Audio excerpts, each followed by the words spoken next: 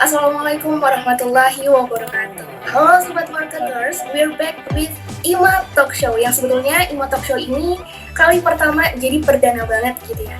Dan di sini bareng aku, Hana Putri Zabia, dari Departemen Research and Development atau R&D. Di sini kita bakal bincang-bincang bersama dengan sosok yang pastinya ahli di bidangnya. Dan betul banget, beliau ini seorang learner, lalu ada business enthusiast, dan juga brand lover. Lah udah, nggak sabar banget ya pokoknya. Langsung aja kita, siapa aja? Ada Kak Noviaji. Halo Kak Noviaji. Halo, Assalamualaikum warahmatullahi wabarakatuh. Waalaikumsalam warahmatullahi wabarakatuh. Kak Noviaji gimana nih kabarnya? Ya, Alhamdulillah baik. Alhamdulillah. Sehat. Masih sehat. Masih sehat. Harus tetap semangat. Terus sehat. Iya. Dan mungkin Kak Noviaji bisa cerita sedikit, akhir-akhir ini lagi sibuk apa gitu kan? Oke, salam kenal, saya Noviaji Wibisono. Saya aktif di bisnis yang kami dirikan, namanya Suka Design. Jadi Suka Design itu graphic design agency fokus ke corporate service. Jadi corporate communication yang bikin report, bikin communication activity, termasuk aktivitas sosial medianya, aktivitas digital communication-nya, itu kita support gitu. Terus lagi project rintisan juga, baru setahun ini kita juga bikin namanya Room X, itu jasa desain interior sama arsitektur. Jadi sebenarnya masih nyambung di graphic design, tapi kita ada tambahan tim untuk arsitektur, jadi bisa melayani ke yang lebih personal use gitu. Itu sih Mbak Ana aktivitasnya. Wah, ternyata diatur sendiri. Wah, sangat mandiri dan Masya Allah sekali, banyak sekali gitu ya Kak ya. Tadi dengar-dengar juga ada, berarti fokusnya ke mendesain seperti itu ya Kak ya? Iya. Berarti tapi saya udah lama nggak desain sih. Saya di marketingnya sekarang, sama business development-nya. Iya. Nah, tadi Kak Noviaji juga sempat membahas, sekarang lagi sibuknya di marketing.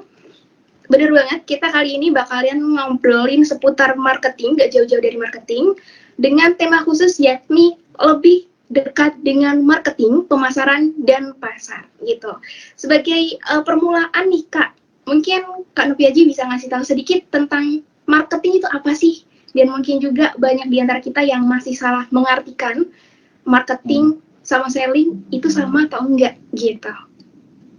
Oke. Ya dulu saya kiranya sama ya. Jadi kalau dari background kan saya nggak study di bisnis maupun marketing, di manajemen. Saya background kuliahnya di desain komunikasi visual. Terus karena saya yang paling nggak bisa desain, jadi saya yang harus jualan gitu ceritanya. Jadi saya berpartner sama teman, dia lumayan jago. Waktu itu memang belum rekrut karyawan. Jadi bagi tugas nih, saya yang bagian marketing, selling, atau dulu nyebutnya marketing ya, padahal sebenarnya selling gitu. Nah, dari perjalanan trial itu sambil praktek ternyata memahami bahwa aktivitas selling sama aktivitas marketing itu beda. Bahkan di sebagian perusahaan yang udah mapan itu divisinya berbeda gitu. Jadi yang marketing itu lebih ke aktivitas menciptakan permintaan. Jadi kalau yang selling itu sebenarnya permintaan udah ada nih. Kita lebih ke menjangkau, kalau istilah teorinya sekarang saya tahu itu point of sales. Jadi poin di mana orang itu melakukan transaksi, baik itu di online, baik itu kalau kita pas ketemu meeting, terus kontak-kontakan lewat WA, itu juga bisa menjadi aktivitas selling karena di situ ada transaksi gitu.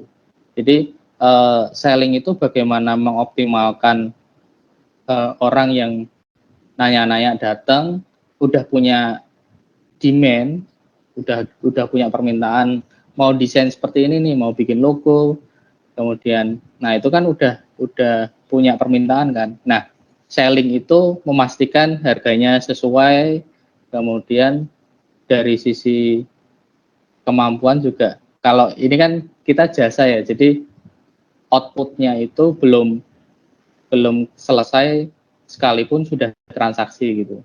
Nah, jadi bagaimana kita meyakinkan orang itu mau pakai jasanya kita, bahkan saya menerapkan sistem DP kan, berarti kan dia harus bayar dulu sebelum barangnya itu ada gitu. Nah, itu proses selling, proses meyakinkan supaya terjadi transaksi. Nah, proses marketing itu lebih ke penciptaan permintaan. Jadi yang tadinya itu permintaannya ada memang, tapi belum mengarah ke kita gitu. Itu Mbak kurang lebih. Oh begitu, baik. Berarti ini teman-teman di sini udah mulai ngerti nih ya Kak ya, bedanya selling dan marketing biar nggak dicampur adukan lagi gitu ya Kak. Dan kalau misalnya dikaitin lagi nih Kak, kita kan ngobrolin marketing. Kalau di zaman sekarang udah zamannya dengan digital marketing. Nah gitu Kak. Kira-kira digital marketing itu sendiri, terus apalagi di kondisi pandemi saat ini, itu ada perbedaan nggak sih sama yang dulu-dulu gitu kan? Terus peluangnya kira-kira gimana? Seperti itu kan? Oke, jadi sambil cerita story yang sebelumnya udah jalan-jalan ya. Jadi kita itu start karena saya dulu juga bisanya bikin website. Jadi jasa kita itu ditawarkannya melalui ya kelompoknya adalah digital marketing. Jadi kita bikin website, kemudian kita optimasi di Google, di mesin pencari. Nah, itu ternyata bagian dari aktivitas digital marketing gitu. Nah, itu medium 2011 ya, ketika belum banyak yang bikin website dan sebagainya. Nah, sekarang ini justru karena channelnya banyak ya, nggak cuma harus dari website, dan konsumen itu udah semakin aware tentang digital, bahkan orang-orang milenial ke atas yang termasuk mahasiswa itu usia-usia sekarang itu di 20, di bawah 20 itu malah taunya cari barang, cari servis, cari sesuatu, cari orang itu online gitu. Nah, jadi peluangnya itu kalau dari sisi bisnis, dari sisi pemasaran, itu kalau kamu nggak hadir di channel online, itu kayak kamu nggak hadir gitu, kayak kamu nggak punya bisnis, kayak kamu nggak memang nggak mau jualan di situ. Gitu. Jadi peluangnya sangat besar dan semakin besar. Jadi kalau dari data mungkin teman-teman juga bisa cari tahu itu pengguna internet dunia itu tumbuh terus, dan di masa pandemi ini tumbuhnya eksponensial. Jadi semakin banyak 2 kali 3 kali lipat. Di Indonesia seperti itu infrastrukturnya. Nah, itu mendorong konsumennya itu konsumen online, konsumen digital. Nah, bagaimana bisnis itu menjangkau konsumen yang online itu juga menggunakan teknik-teknik digital marketing ya. Gitu. Berarti memang di tengah pandemi ini memang walaupun mungkin kondisinya kurang memungkinkan, tapi di satu sisi karena pakai digital itu jadi peluangnya sangat bagus gitu ya Kak ya? Ya, peluangnya sangat bagus, dan kalau bicara kompetisi ya berarti ya kompetisinya semakin ramai nih. Nah, jadi yang tadinya bisnisnya offline jadi tahu kan konsumennya lebih banyak di online, itu dia juga semakin memperkuat aktivitas online marketingnya, digital marketingnya gitu. Baik, semakin ramai. Iya, semakin ramai, betul banget. Berarti memang kalau untuk kondisi di Indonesia sendiri mungkin juga dibandingkan dengan di dunia kurang lebih sama seperti itu ya Kak ya? Ya, sama. Kita lihat aja dari speed internetnya. Speed internet di Indonesia itu juga sekarang udah 5-10 besar dunia gitu. Jadi terus jumlah penduduknya kalau di Indonesia itu kan juga 5 besar. itu juga meluang yang luar biasa gitu. Nah sekarang kalau bicara online itu yang membedakan masyarakatnya adalah bahasa sih. Jadi kalau karena ada bahasa lokal, katakanlah di Indonesia bahasa Indonesia gitu. Tapi kalau kita pakai bahasa Inggris, justru ini borderless, nggak menutup kemungkinan kita jualan nggak cuma di Indonesia, gitu. Bisa ke luar negeri. Baik, berarti memang sangat, berarti kalau misalnya peluangnya kan sudah ada nih ya Kak ya. Terus buat kita semua nih, apalagi yang mungkin dulunya sudah beralih dari konvensional menjadi digital, itu kira-kira harus seperti apa sih sikap pertamanya gitu? Apalagi buat mungkin pebisnis baru kayak misalnya mahasiswa gitu ya Kak ya, pengen bikin small business kecil-kecilan. Cuma kan mungkin melihat di sini agak ragu gitu kan, mau mulai atau enggak gitu. Nah, buat teman-teman semua di sini nih, kira-kira tips dari Kak Noviaji sendiri itu kayak gimana sikapnya? Ya kalau bicara sikap itu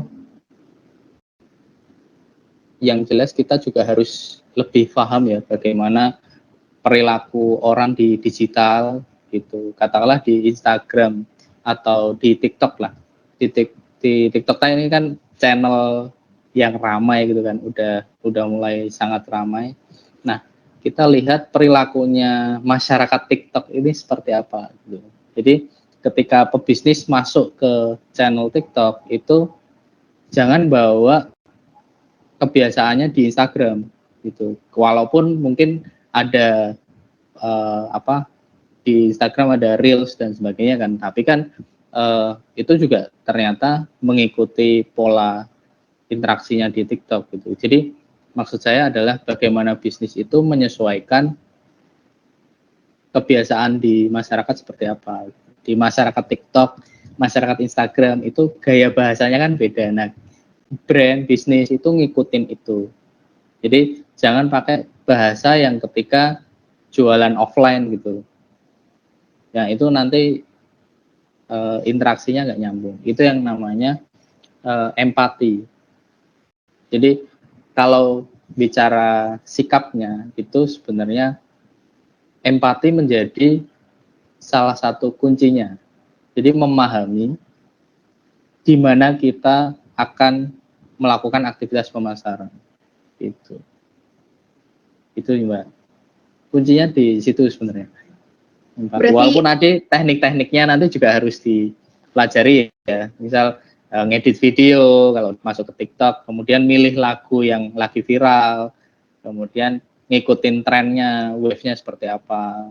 Nah, terus kita milih interest juga bisa macam-macam gitu. Walaupun produknya kesehatan gitu, tapi kita sambil trennya lagi tren misal masak mie gitu ya, kita ngikutin masak mie-nya tapi produk kesehatannya juga ikut. Nah itu yang namanya nanti mengkombinasikan data sama kreativitas itu nanti lebih detail di tipsnya kayak gitu sih Mbak. Oke, berarti memang harus tahu di mana kita berjualan, apalagi sekarang ini digital nggak bisa disamakan lagi gitu ya Kak ya. Dan ngomongin tadi kan udah ada TikTok dan juga Instagram gitu ya Kak. Sebelum kita beralih ke alat-alat digital marketing, kita mungkin bahas dulu nih Kak. Tadi kan Kak Noviaji menyinggung sedikit tentang tren. Nah itu mungkin bisa jadi salah satu strategi juga ya Kak ya di era digital ini. Itu selain tren tadi mengikuti tren, daya imajinasi, kreativitas dan lain sebagainya, apa aja sih kira-kira yang bisa kita pakai nih strategi-strategi buat memasarkan produk kita? Seperti itu Kak. Oke, sebelum masuk strategi pasti kita melakukan ya itu tadi ya empati, itu lebih ke mengenal produknya kita seperti apa, demand-nya di masyarakat, market seperti apa. Nah itu cocokkan aja sih sebenarnya strategi marketing. Kalau kita bicara ampuh, efisien, dan pas di masa sekarang itu bisa beda-beda. Justru ini mungkin tidak terpikirkan itu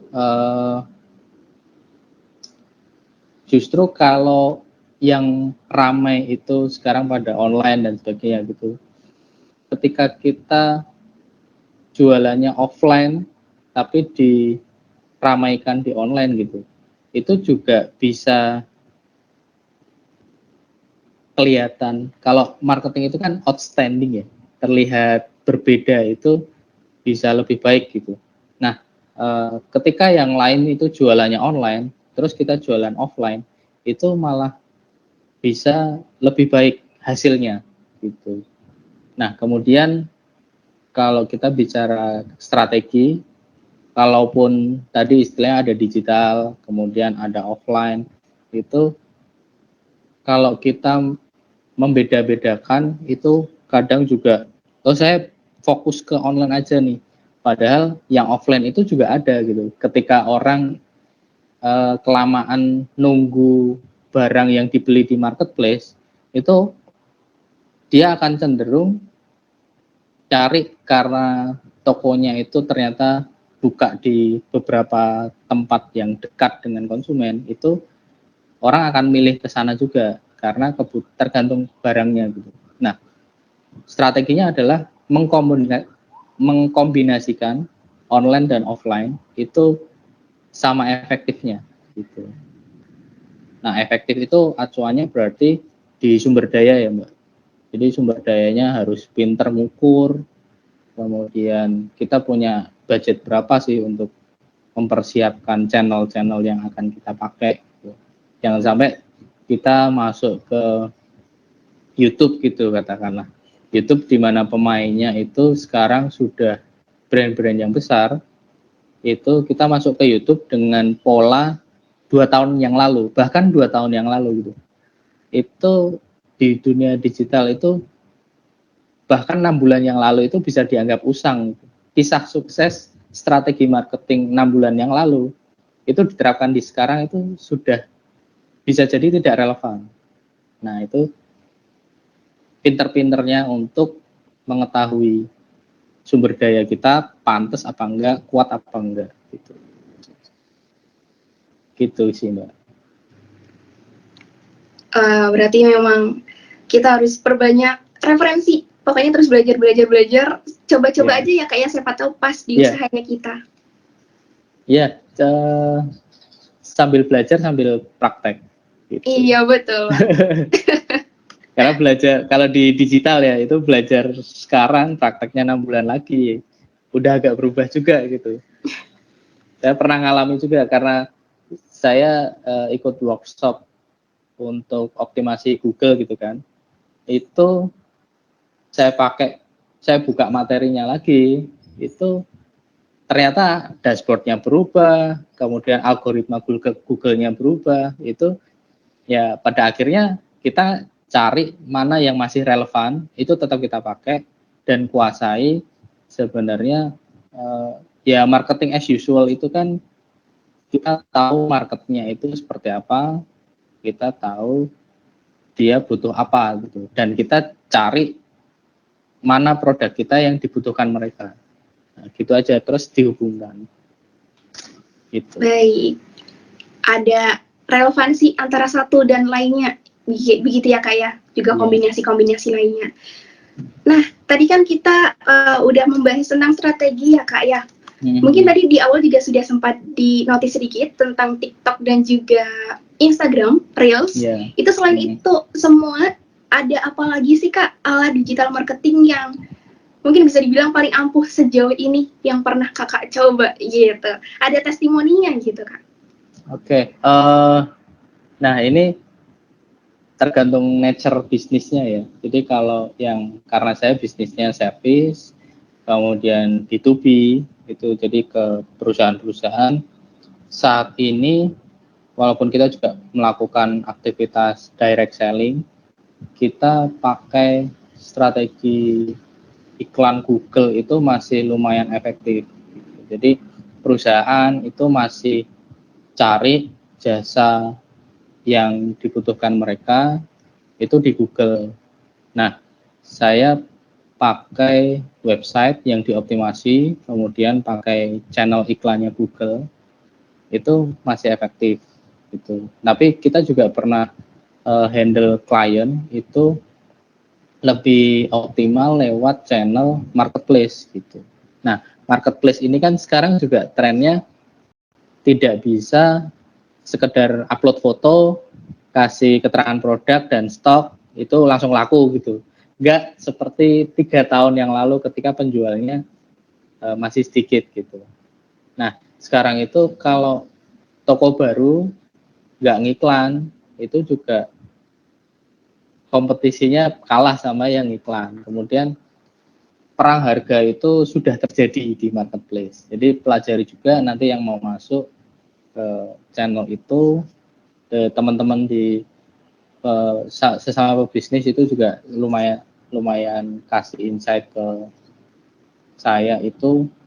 Jadi lumayan tangguh juga di marketplace, termasuk Shopee, Tokopedia, Bukalapak juga ada, Lazada itu juga ada. Nah itu juga pahamilah medan pertempurannya di mana gitu. Terus saya juga untuk yang interior itu saya pakai channel Instagram. Jadi kita masih mempelajari juga sebenarnya di TikTok itu potensial juga. Jadi karena usernya kan personal ya, jadi banyak di situ. Tapi kita belum masuk karena kita masih 1 tahun dan saya mempelajari sumber daya kita masih terbatas. Saya pakai satu aja biar efektif, pakai Instagram dan di-connect ke website gitu. Jadi saya masih menggunakan cara yang sebelumnya pakai iklan Google plus ke Instagram itu saya dari organik sama yang berbayar gitu lewat iklannya. Gitu, Mbak. Nah, ini tergantung bisnisnya, Mbak. Beda-beda tetap. Berarti memang lagi dan lagi disesuaikan lagi gitu ya, Kak ya? Iya. Dan kalau bisa dioptimalkannya dengan cara dikaitkan satu sama lain. Tadi kayak kata Kak Noviaji, dari Instagram, lalu iklan Google, akhirnya landing page-nya itu di website-nya. Seperti itu. Iya. Ya, tetap sih. Kita juga belajar kan. Memang itu tekniknya agak advance. Jadi kita bisa beriklan dengan nominal yang lebih murah itu kalau kita pakai strategi yang seperti itu. Jadi langsung dihubungkan ke website pakai metode yang conversion. Jadi membayarnya itu berdasarkan konversi yang terjadi, bukan berapa banyak. Kan kalau di Instagram mungkin teman-teman udah mulai praktek juga, itu kan ada cost per view. Nah, itu cost per impression, itu biaya per tampilan. Jadi iklan kita tampil itu ada harganya. Nah, kalau di cost per conversion itu iklannya tampil itu belum bayar. Jadi bayarnya itu ketika terjadi konversi. Konversinya apa? Kita hubungkan ke website dan usernya itu ngeklik di sebuah tombol. Nah, itu baru dihitung konversi, nanti harganya sesuai dengan konversi. Ya kayak gitu sih, nanti belajar teknisnya coba cari-cari sendiri. Dan kayaknya terdengarnya itu mungkin sepertinya ribet, tapi mungkin bisa belajar sendiri lagi gitu ya, Kak ya? Bisa kok, memang banyak kok sekarang yang sharing ilmu gratis di YouTube, tapi saya saran kalau memang intensif itu lebih baik, dan workshop-workshopnya juga nggak mahal kok, kisaran di ratusan ribu sampai, ya yang mahal juga ada, yang 10 juta gitu juga ada sih. Tapi nggak harus ikut yang terlalu advance, nanti juga pusing sendiri. Yang penting mau mulai, itu udah. Ya, betul banget. Iya, betul sekali. Yang penting mau mulai dulu. Pokoknya belajar aja deh seiring berjalannya waktu begitu, Kak. Yeah. Nah, tadi mungkin juga sudah disinggung lagi tentang iklan mengiklan. Kita coba ambil studi case ya, Kak ya? Yeah. Karena kayaknya banyak juga di antara kita yang punya kasus serupa, yaitu menggunakan strategi bakar uang gitu. Yang kaitannya juga adalah dengan pakai mungkin advertisement digital yang mungkin juga basicnya itu belum ada atau enggak, tidak ada pertimbangan yang matang begitu antara spending juga sama income-nya. Karena mengingat sekarang itu kan zamannya digital marketing gitu Kak. Nah, Iya. kira-kira dari ceritanya Kak Noviaji sendiri gitu yang mungkin dari bisnisnya atau Iya. tips-tipsnya itu gimana, itu boleh diceritakan Kak. Oke. Ya kalau yang lagi booming memang istilahnya bakar uang ya. Jadi bakar uang itu istilah yang kalau secara umum kesannya memang bakar uang gitu. Padahal mereka yang melakukan aktivitas-aktivitas itu justru melakukan pengukuran yang sangat detail bahkan gitu. Nah, sebagai contoh, ya saya sendiri gitu kan. Saya melakukan seolah-olah itu kan ngiklan spending katakanlah eh, per bulan 10 juta dulu gitu. Per bulan 10 juta, tetapi menghasilkan penjualan 10 juta juga gitu. Nah, padahal kalau menghasilkan penjualan itu kan omset ya. Jadi kalaupun untuk nutup biaya iklan itu nggak masuk gitu. Nah, padahal kita ngukurnya adalah cost per acquisition. Jadi biaya per akuisisi pelanggan per satunya itu dihitung. Nah, bagaimana biaya 10 juta itu kan kita mendapatkan katakanlah ya biar gampang hitungnya 10 calon pelanggan. Nah, 10 calon pelanggan, kemudian satu pelanggan yang saat itu deal, makanya omsetnya 10 juta itu ya katakanlah. Nah, tetapi di bulan berikutnya itu kan data data yang 9 calon pelanggan itu kita masih pakai, kita masih simpan, kita masih kumpulkan, kita masih himpun, dan di bulan berikutnya kita juga katakanlah datanya masih sama gitu. Jadi di bulan kedua kita punya 10 data yang konversi 2 berarti ada 20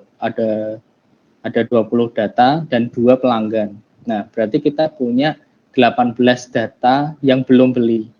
Tapi kan biayanya sudah ditanggung di bulan pertama. Nah, customer acquisition cost itu di bulan-bulan berikutnya itu kita bisa turunkan biaya iklannya, tapi kita malah penjualannya nambah gitu. Jadi data yang tadinya belum beli itu masih kita jangkau, kita masih lakukan approach, kita chat, kita email, kita telepon atau minta ketemuan untuk kunjungan. Nah, jadi yang tadi di bulan pertama itu dealnya satu, tapi data yang itu tambah jadi misal nambah 4 lagi yang deal gitu. Jadi kesannya kalau diukur satu bulan itu uangnya kebakar gitu. Padahal nah itu yang namanya investment tuh kayak gitu. Ada yang ngukurnya, kalau saya ini berarti ngukurnya nggak sampai setahun.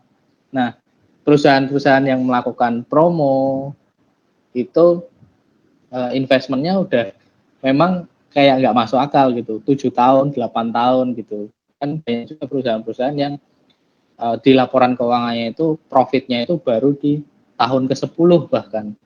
Nah, itu kita memang belum nyampe ke sana sih, tapi setidaknya kita memahami bahwa biaya marketing yang kita keluarkan itu dalam tanda kutip harus dipertanggungjawabkan gitu. Dipertanggungjawabnya gimana? Ya kita benar-benar ukur, kelola itu hasilnya apa gitu. Kan ada juga kalau kita ngiklan nih di Instagram itu ada hasil-hasil yang sebenarnya kita dapat tapi kita nggak ukur gitu karena ngukurnya penjualan doang gitu. Padahal ketika kita ngiklan di Instagram itu kita dapat yang pertama awareness. Jadi orang yang tadinya belum tahu, belum aware, jadi aware. Nah, itu kan sebenarnya salah satu manfaat yang kita dapat dari beriklan.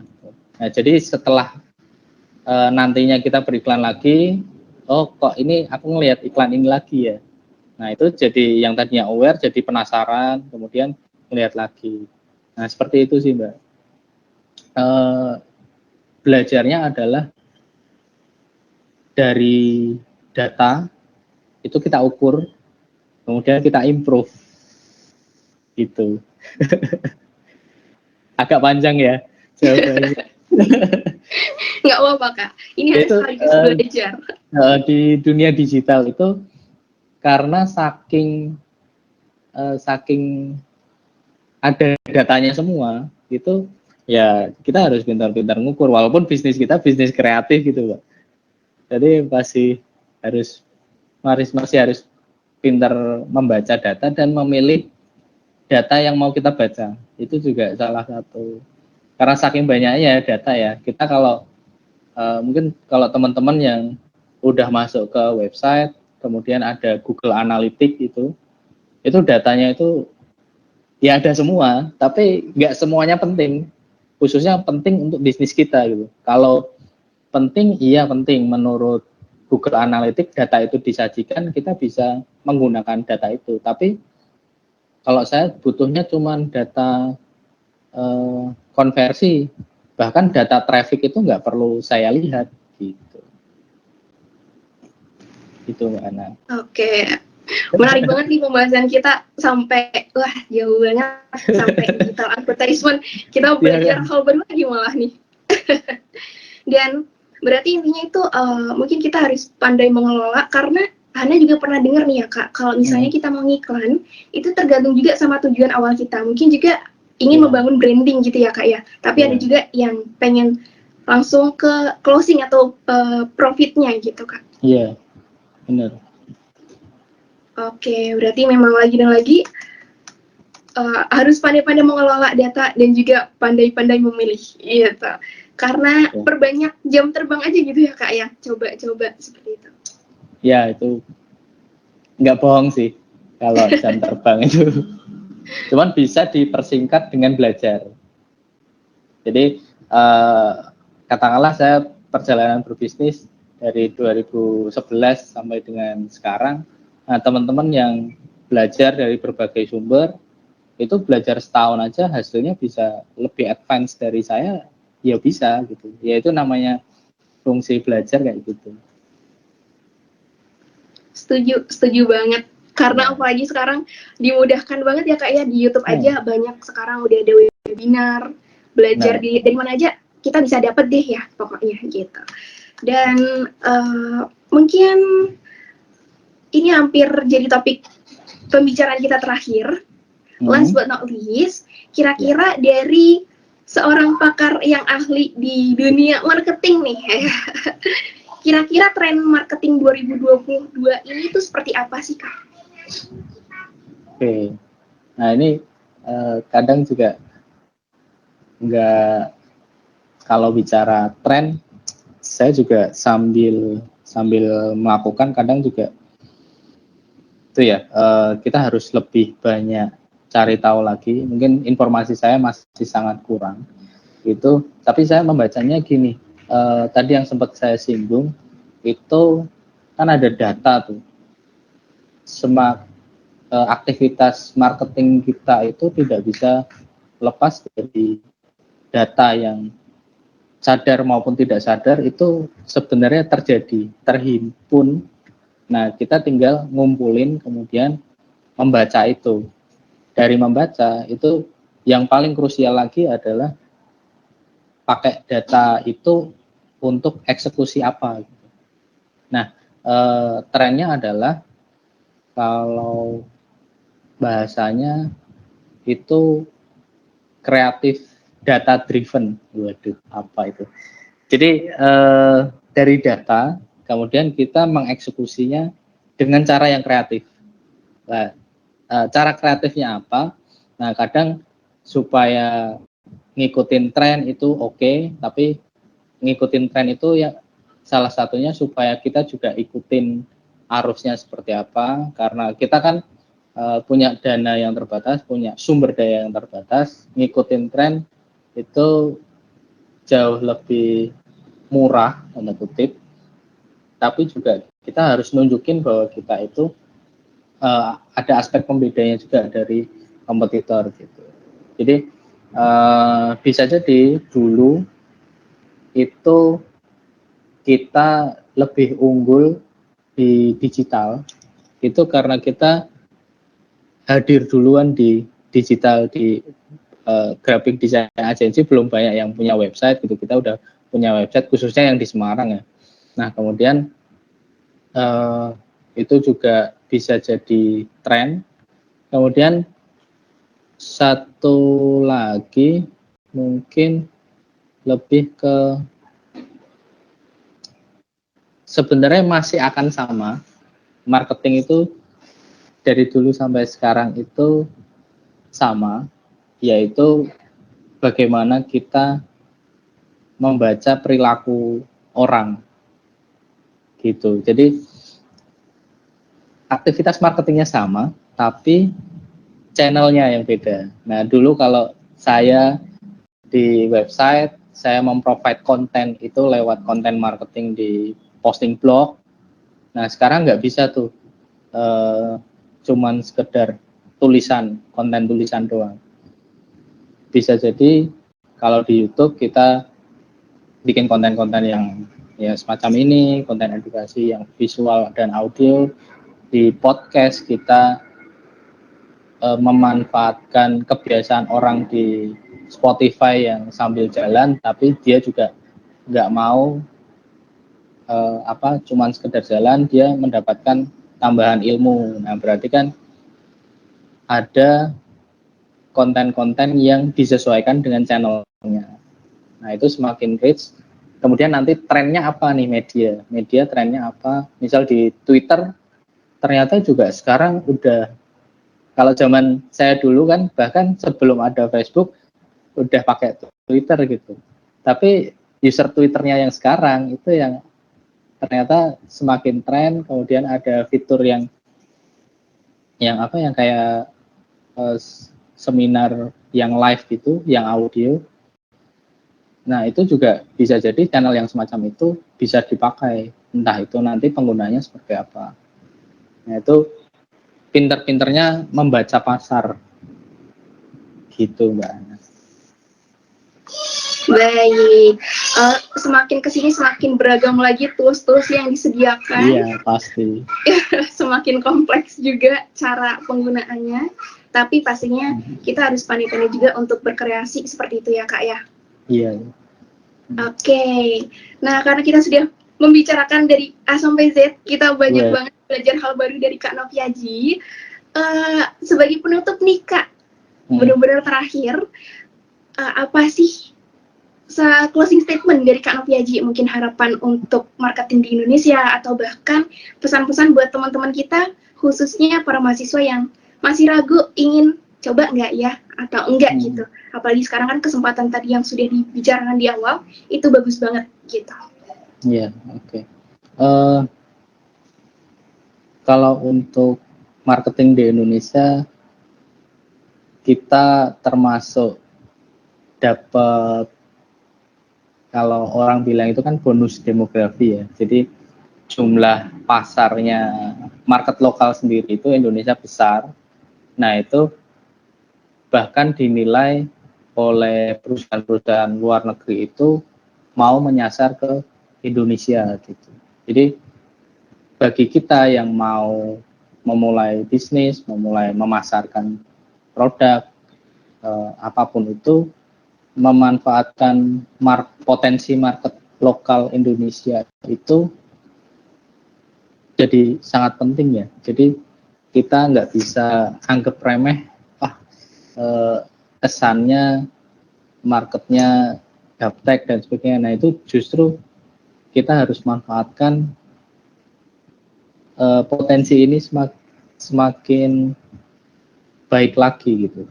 Kemudian yang mau mulai itu tipsnya adalah ini sedikit mundur. Saya kasih saran adalah sedikit mundur dengan membaca sumber daya apa yang sudah kita punya sekarang. Nah, dengan membaca sumber dayanya kita mulai aja dulunya itu lebih terukur gitu. Jadi jangan termakan mentah-mentah tips mulai aja dulu itu tanpa mengukur kita punya apa. Bisa jadi kita langsung mulai tapi kita nggak punya apa-apa. ya kita nggak ngasilin apa-apa gitu. Contoh kasus adalah kita membaca sumber daya kita, modalnya berapa, kita punya ilmu apa, itu juga salah satu sumber daya yang kita punya kan. Kemudian kita punya akses barangnya itu seperti apa. Sama-sama produk skincare, kita mau masuk ke produk skincare, ternyata harganya seperti ini. Oh, bersaingnya ke sini itu nanti masuk ke market yang seperti apa. Nah, jadi jangan asal langsung mulai, tapi juga jangan lama-lama untuk mempersiapkan, karena ada momentum yang kadang bisa terlewat kalau kita terlalu lama. Nah, gitu. Jadi saya juga beberapa kali kasih mentoring ke teman-teman bersama pebisnis itu, mulai dari sumber daya yang kita punya dan segera, tapi juga diimprove kemudian. Jadi ada proses belajar sambil melakukan di situ. Gitu Mbak Ana. Cukup ya. Sangat cukup sekali, dan mungkin nanti berarti itu artinya yang penting mau memulai, tapi jangan lupa harus diukur. Jangan asal-asalan memulai seperti itu. Yang penting mau belajar aja, dan yang terpenting juga adalah just do it, but kita sudah punya amunisinya seperti itu. Iya. Benar. Iya. Baik, mungkin sayang banget kita udah selesai membahas seputar topik mengenal marketing, pemasaran, dan juga pasar. Hana mau mengucapkan terima kasih banyak kepada Kak Noviaji sudah berbagi ilmunya. Hana sendiri juga, wah banyak banget ini kita dapat ilmu baru. Sobat marketers juga pastinya di rumah sambil nontonin ini, sambil rebahan gitu kan, dapat ilmu baru lagi gitu. Dan mungkin selanjutnya Kak Noviaji bisa memberikan atau kontak yang mungkin bisa dihubungi lagi, siapa tahu ada teman-teman kita yang kepoin lebih lanjut, ingin belajar lebih lagi bareng Kak Noviaji, bisa dihubungi kemana? Saya tiap hari buka email, jadi boleh pakai hubungi saya lewat email aja ya, Noviaji biasa ini nama perusahaan kami, @becakmabur.com. Jadi Noviaji nama saya, kemudian becakmabur.com. Noviaji@becakmabur.com. Iya. Gitu. Itu tadi, jangan lupa dicatat ya teman-teman. Nanti dikasih di link aja.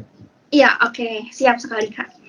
Oke, kalau begitu mungkin kita sudah cukupkan sekian dulu IMA Talk Show kita yang pertama pada kali ini. Dan Hana juga mau mengucapkan sekali lagi terima kasih kepada Kak Noviaji, terima kasih juga kepada Sobat Marketers. Tunggu info selanjutnya lagi, siapa tahu nanti ada info yang menarik. Dan jangan lupa always stay tune di IG-nya IMA Undip. Kurang lebihnya demikian. Wassalamualaikum warahmatullahi wabarakatuh. Terima kasih. Terima kasih banyak.